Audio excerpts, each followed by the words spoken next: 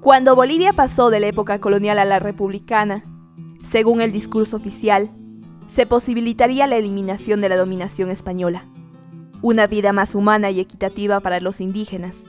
Sin embargo, se dio continuidad a la dominación criolla, que negaba el derecho a la educación, a la salud y a un mejor sistema de vida. En este contexto de usurpación de las tierras, de prohibición de la educación de los indígenas y la demanda de la ciudadanía, surgen las escuelas indigenales en la región del altiplano boliviano, donde se establecieron las escuelas clandestinas. Una iniciativa de los indígenas que a espaldas de los hacendados se reunían en lugares escondidos, con el fin de aprender a leer y a escribir, pero también para reclamar por los derechos territoriales. Posterior a esta experiencia, el Estado implementó las escuelas ambulantes, para castellanizar y adoctrinar a los indígenas. Finalmente, las escuelas ambulantes pasaron a ser escuelas permanentes, cuyo fin era lograr la civilización de los indígenas, mediante el rechazo a sus culturas y sus lenguas originarias. Una de las experiencias trascendentales en la historia de la educación y los pueblos indígenas en Bolivia fue la Escuela Ayllu de Huarizata, ligada al desarrollo comunitario, la participación social y temas productivos de los indígenas. Entre los ideólogos de esta experiencia están Avelino Ziñani, un sabio aymara, y Elizardo Pérez, un profesor criollo mestizo, ambos comprometidos con la causa indígena. Cuando la escuela lograba su mayor esplendor, fue frenada por las élites económicas y políticas del Estado feudal, en pro de preservar sus intereses y dar fin al proceso de interculturalidad que se había iniciado. De manera posterior a las escuelas indigenales y la Revolución Nacional de 1952, el Código de la Educación Boliviana, promulgado en 1955, estableció la alfabetización de los indígenas y la educación básica. El Estado reconoció el deber que tenían los padres de colaborar en la educación de sus hijos. Esto, en adelante, daría paso a la conformación de las juntas de auxilio escolar, una forma de utilizar a los padres de familia en beneficio de los directores y profesores. El proceso de lucha por la transformación de la educación fue fortaleciendo las culturas de los pueblos indígenas y los llevó a desarrollar propuestas educativas en favor de la recuperación y el fortalecimiento de la identidad cultural y lingüística en las diferentes regiones del país. Un avance significativo para la recuperación y revalorización de las lenguas originarias en las regiones quechua, aymara y guaraní se dio con la implementación del proyecto de educación intercultural bilingüe desarrollado entre 1989 y 1994, en que las organizaciones sociales e indígenas de las diferentes regiones del país llevaron a la práctica un nuevo enfoque de la educación. Dicha experiencia fue la materialización de las propuestas educativas presentados por la Confederación Nacional de Maestros de la Educación Rural de Bolivia, la Central Obrera Boliviana y la Confederación Sindical Única de Trabajadores Campesinos de Bolivia. Los avances logrados con esta experiencia y la presión de los pueblos indígenas originarios abrieron el camino para la reforma educativa de 1994, donde se reconoce legalmente a los consejos educativos de los pueblos originarios como órganos de participación social en Bolivia.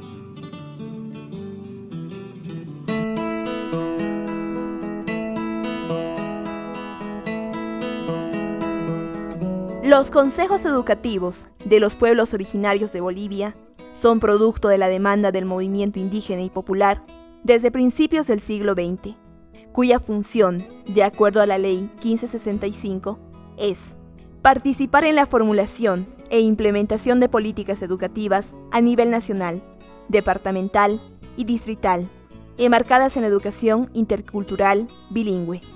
Desde su creación y por mandato de los pueblos originarios, deben mantener estrecha relación con las organizaciones matrices de Bolivia para coordinar y decidir sobre aspectos educativos.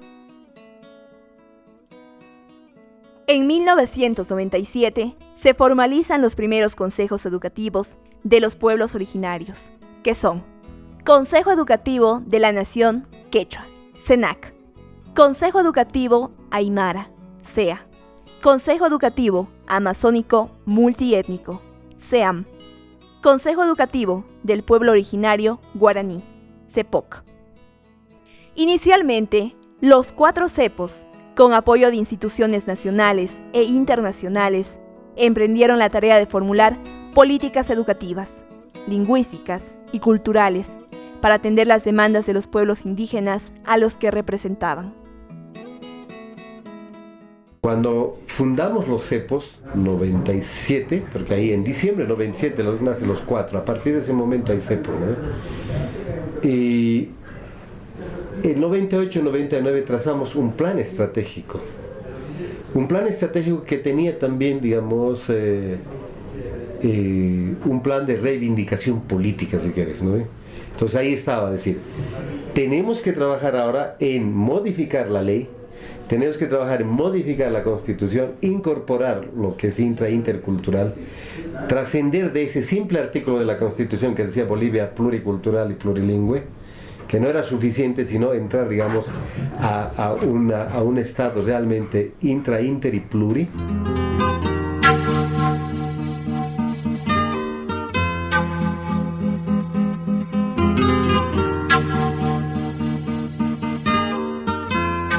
Que el Consejo Educativo Aymara es hacer conocer, a ver, qué es lo que nosotros, qué queremos que sea nuestra educación, cómo quisiéramos que sea la educación.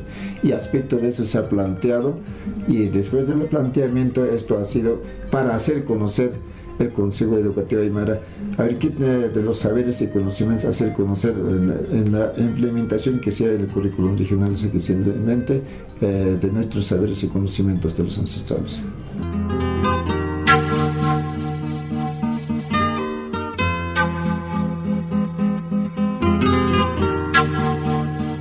Antes no éramos reconocidos, ni para nada nos servíamos para el Estado, ni con alma siquiera. Entonces, eso, de ahí, todas las organizaciones de las bases, entonces todo eso lo demandan que haya el CENAC, porque eso lo aglutina.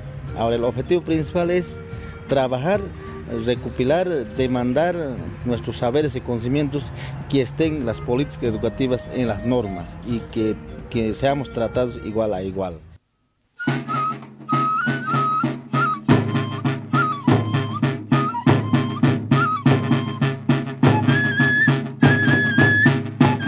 El CEPOC tiene bastantemente, ¿no?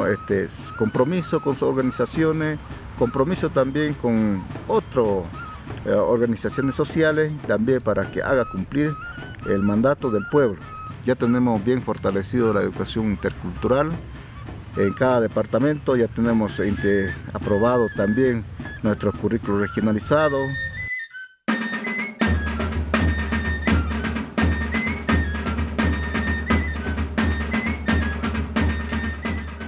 El Consejo se organiza a través de la demanda de las bases, de las comunidades, de las organizaciones locales, de las organizaciones regionales y también de la Organización Nacional SIDO.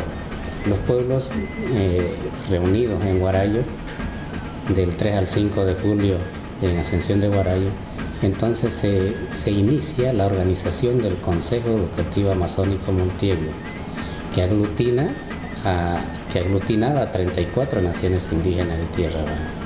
Entonces, ahí inicia la parte histórica, la parte de construcción de política educativa. Los 4 consejos educativos contribuyeron a la articulación y movilización de las organizaciones indígenas de tierras altas y de tierras bajas en torno al tema educativo, y como signo de unidad y fortaleza se conformó el Bloque Educativo Indígena de Bolivia.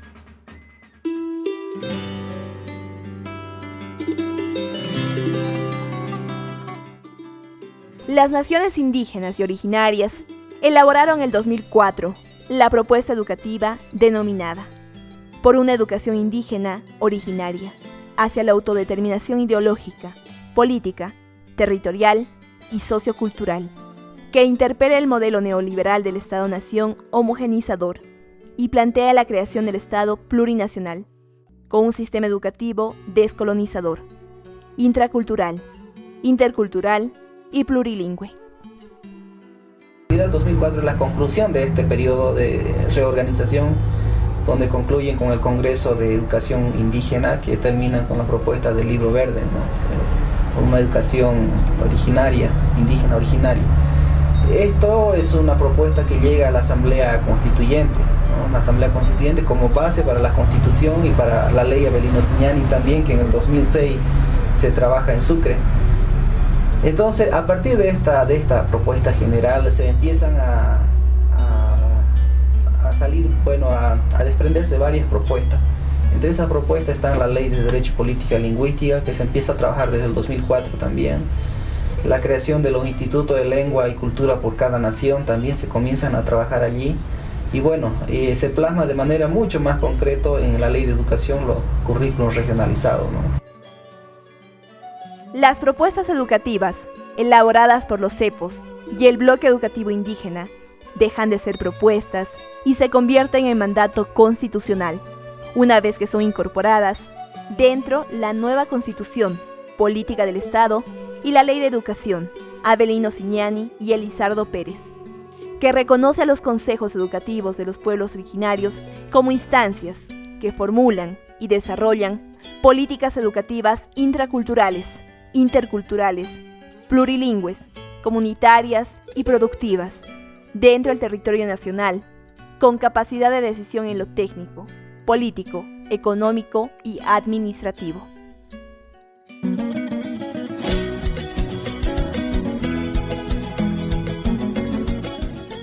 Las propuestas de los cepos y el bloque educativo indígena, con mayor impacto en el ámbito nacional y educativo, son el paso de un Estado-nación a un Estado plurinacional, pluricultural y plurilingüe. La educación con orientación productiva, espiritual y comunitaria. La implementación de la educación intercultural, intracultural y plurilingüe en todo el sistema nacional. La promulgación de políticas lingüísticas que revaloricen las lenguas originarias. La elaboración de currículos regionalizados por cada nación y pueblo indígena. La creación de los institutos de lengua y cultura. Queremos cambiar el sistema educativo, ¿no? Queremos incorporar como los saberes y conocimientos propios de los pueblos indígenas. Entonces eso nos lleva de que nos motiva más que todo, porque queremos recuperar, revalorar nuevamente los saberes y conocimientos propios de los pueblos indígenas, ¿no? Ahora viene lo que es la interculturalidad, ¿no? Conocer otra realidad, otra vivencia de otros pueblos indígenas. Entonces no es más que todo una relación, ¿no? Sino es un compartimiento entre los otros pueblos indígenas, ¿no? Recuperar, revalorar nuevamente los saberes y conocimientos propios de los pueblos indígenas, ¿no?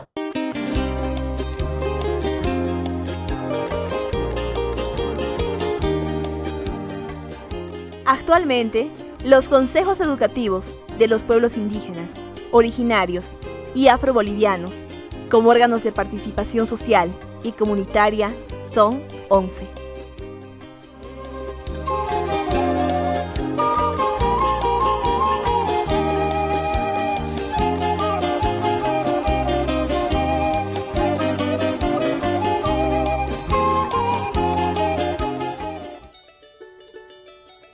La formulación y el desarrollo de las políticas educativas son trabajadas desde cada uno de los consejos educativos.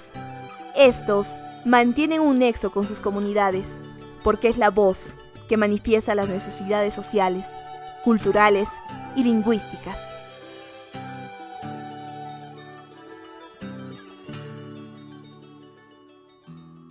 Los cepos tenemos fuerza en el Comité Nacional de Coordinación de los Cepos, CNC-Cepos.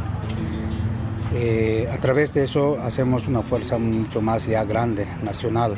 Las propuestas más nacionales hacemos a través del el conjunto de los cepos centralizan sus propuestas en el CNC y a través del CNC nosotros coordinamos con el Ministerio de Educación, con otros ministerios. En este caso estamos trabajando más directamente con el Ministerio de Educación. Los consejos educativos se han caracterizado de su único instrumento de lucha es poner sus propuestas en papeles, en propuestas.